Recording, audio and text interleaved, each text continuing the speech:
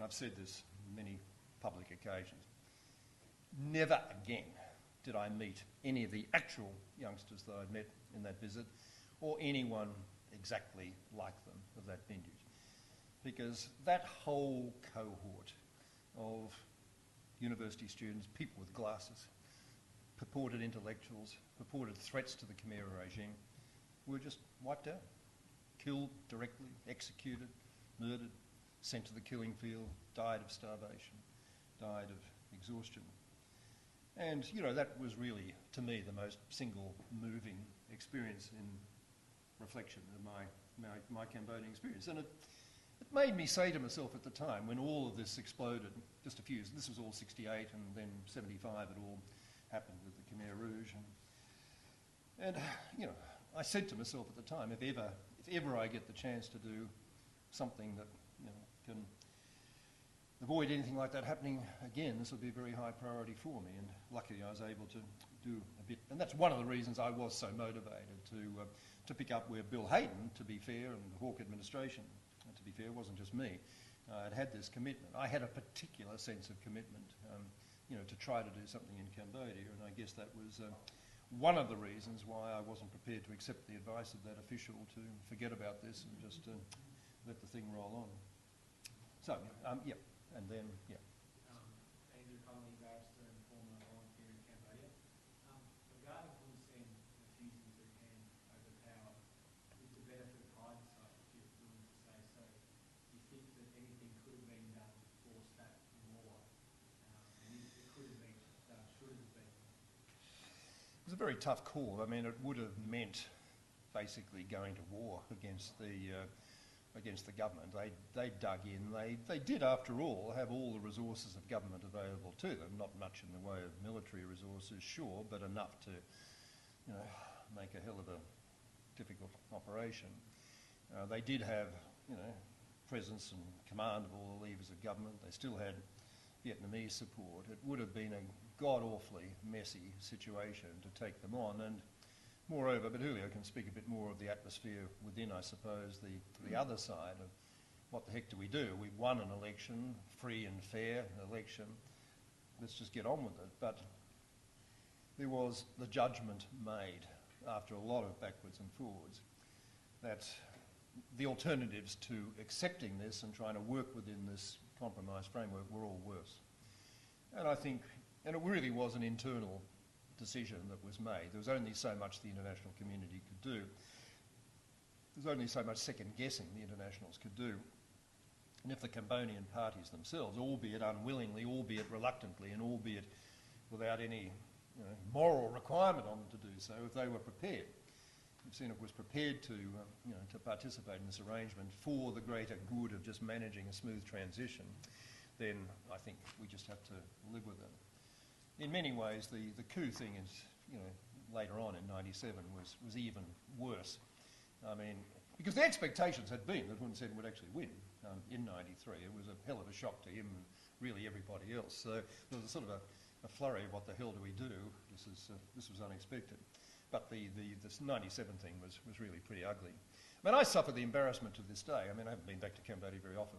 The last time was a couple of years ago.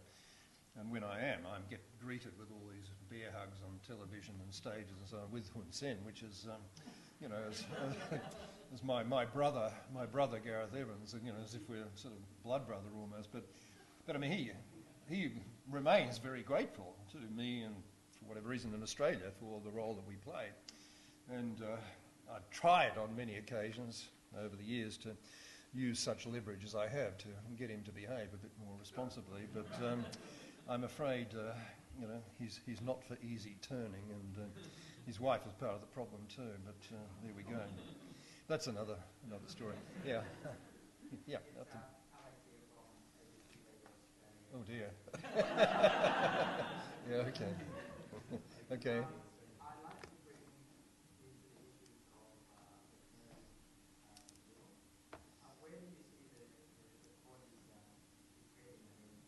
Sorry, I've just got a bit of a hearing problem. Can you speak up a bit? I'm getting old. I'd just like to ask you a question about the Khmer Tribunal. Where do you see the parties heading? I mean, some people Where do I see the what heading? The court. Some people describe it as the court is dying, it's not already dead, and we think that it was worth the effort, and millions of dollars spent on the court, and so far we only saw one former Canary defendant.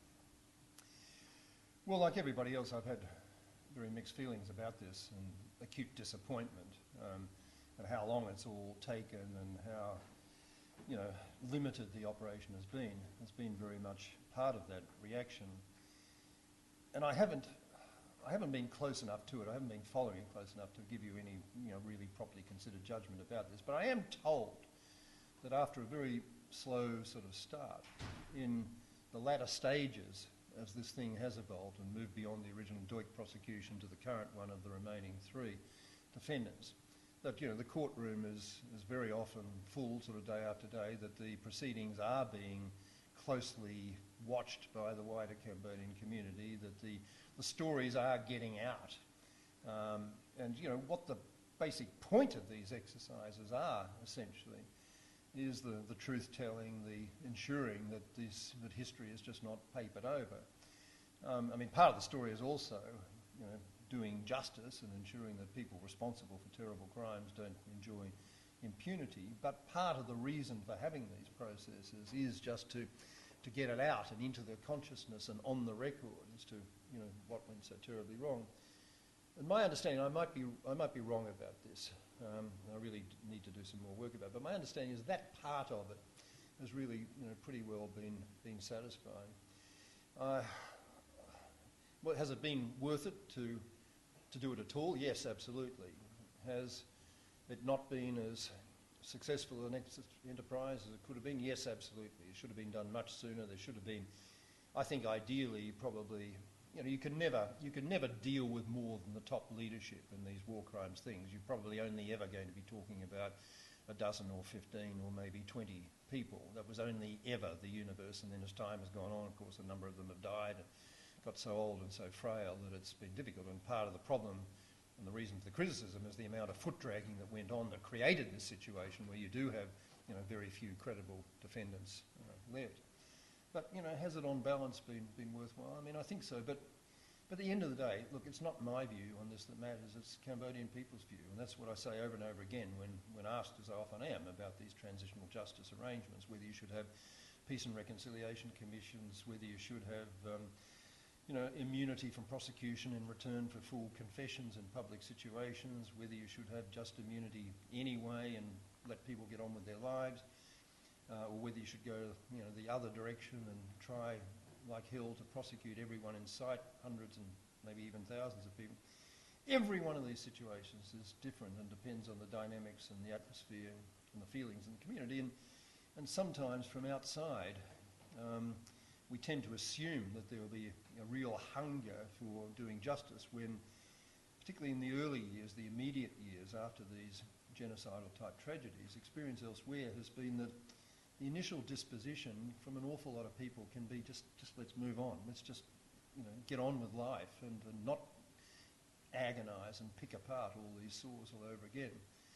So I'm not close enough to it to know which of those dynamics is the best description of how the Cambodian people have felt in the early 90s when the first opportunity arose to do this, how they feel now, you know, after mucking around for most of the last 20 years before this has actually happened, and how they feel about the incomplete nature of the proceedings. But others will want to comment on this, and I'm happy for you to do so, because I'm just not sure that I'm the best person to make a judgment.